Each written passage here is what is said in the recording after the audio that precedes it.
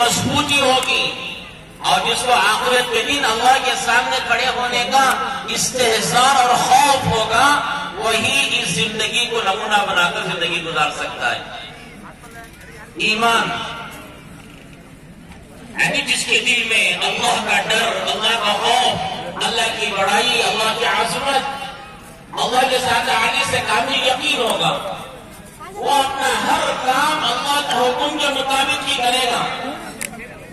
वो कमाएगा तो कर रहे हैं निराने डॉक्टर, छाना जा रहा है, कहीं उसकी नेकी नजर नहीं आ रही है।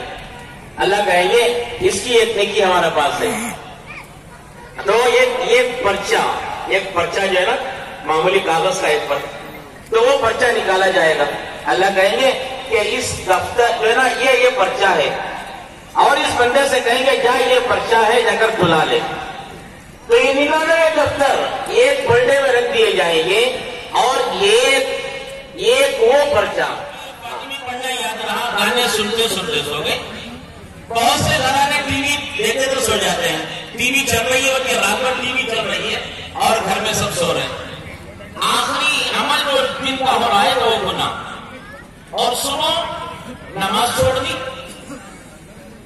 नमाज छोड़ना कितना बड़ा गुनाह है, गुनाह है कबीरा, सबसे बड़ा गुनाह। तो दिन शुरू हुआ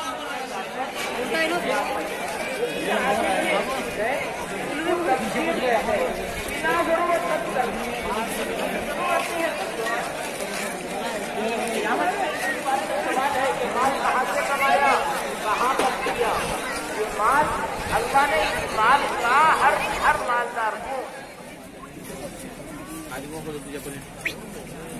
बाहर ना जाए, वक्त कम है तो और में मशगूल हो जाए।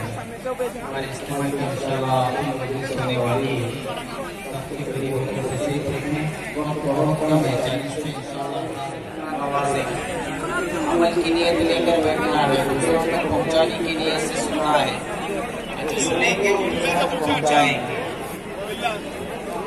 जो सुनेंगे उस पर अमल करेंगे और अपनी जिंदगी को बदलने की नीयत से सुनना है।